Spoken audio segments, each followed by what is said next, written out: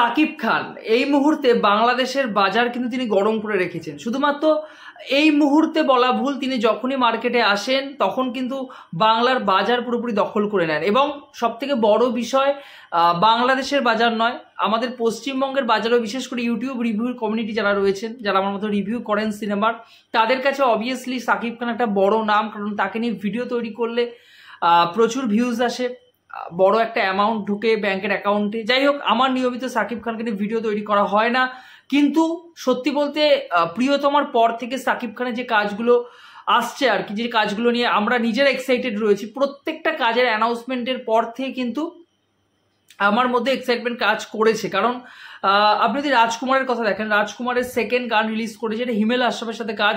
এবারে হিমেল আশরাফের এর আগে যে কাজ দেখেছি সেটা অবভিয়াসলি ভালো লেগেছিল, তুলনামূলক ভালো ছিল, এবং সাকিব খানের সাথে তার বন্ডিং।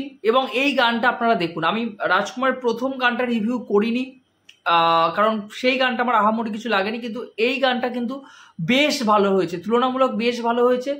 এই গানের ক্ষেত্রে, রাজকুমারের সেকেন্ড গানের ক্ষেত্রে সবথেকে বড় পজিটিভ পয়েন্ট হলো এখানে যে দৃশ্যপটগুলো, ক্যামেরার কাজ। মানে বাংলা সিনেমার ক্ষেত্রে এরকম ক্যামেরা কাজ সত্যি দেখা যায় না। এবছর সাকিব খানের যে 3টে সিনেমা আসছে, প্রত্যেকটা সিনেমাতে একটা যে টাকা খরচ করা হয়েছে, বড় পরিমাণ যে একটা অ্যামাউন্ট খরচ করা হয়েছে, এবং প্রত্যেক ডিরেক্টর, মানে আপনি দরদ সিনেমার কথা বলুন, আপনি তুফান সিনেমার কথা বলুন, রায়হান রাফির, বা আপনি রাজকুমার সিনেমার কথা বলুন, প্রত্যেকটা সিনেমার ক্ষেত্রে ডিরেক্টররা কিন্তু সাকিব খানকে অন্যভাবে প্রেজেন্ট করার কথা বারবার বলেছেন, এবং বলেছেন যে তারা নিজেদের 100% দিচ্ছেন। কারণ তারা জানেনও যে এখানে যখন সাকিব খানকে নিয়ে তারা সিনেমা তৈরি করছে, তখন বড় পরিমাণে অ্যামাউন্টও কিন্তু উঠে আসবে।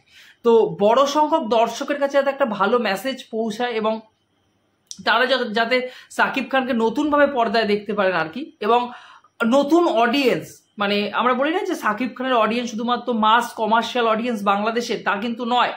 এলিট ক্লাস সমাজ যারা রয়েছে আর কি, যারা নাটক দেখতে ভালোবাসেন বাংলাদেশে, আমার মনে হয় তারাও সাকিব খানের সিনেমাগুলো যাতে দেখতে পছন্দ করেন, সেই জন্য কিন্তু তারা সেইভাবে কিন্তু খরচাপাতি করছেন, এবং সেইভাবে কিন্তু লুক ডিজাইনগুলোকে সেট করা হচ্ছে। তো রাজকুমার সিনেমার সেকেন্ড গান কিন্তু আমার বেশ ভালো লেগেছে। গানটার লিরিক্স কোনো জায়গায় অবভিয়াসলি মনে হয়েছে যে আরো ভালো হতে পারতো, কিন্তু গানটার মিউজিক, প্রিন্স মাহমুদ মেবি গানটার মিউজিক দিয়েছেন, মিউজিক বেশ ভালো। অন্যদিকে যদি এই গানটার ক্ষেত্রে বলি, লুক অ্যান্ড ডিজাইন এবং সিনেমাটোগ্রাফি, ক্যামেরার কাজ আর কি, যেটাকে বলি আমরা, ক্যামেরার কাজ কিন্তু দারুণ লেগেছে, ক্যামেরার কাজ খুব ভালো হয়েছে। এবং আমার মনে হয় কিছু দৃশ্যপট প্রথম দিকে বাংলাদেশে শ্যুট করা হয়েছে, সেগুলো দেখতে খুব সুন্দর লাগছে, এবং বাকি দৃশ্যপট বাইরে যেগুলো শ্যুট করা হয়েছে সেগুলো কিন্তু খুব সুন্দর, এবং ভালোভাবে কিন্তু গোটা দৃশ্যপটগুলোকে শ্যুট করা হয়েছে আর কি। এবং এখানে সাকিব খানের যে লুক আর কি, এবং সাকিব খানের যে এক্সপ্রেশন, সেটা কিন্তু মারাত্মক। মানে সাকিব খান প্রত্যেকটা সিনেমায় নিজেকে যে আরো সেরা দেওয়ার, নিজের যে সেরাটা দেওয়ার চেষ্টা করছেন বারবার করে,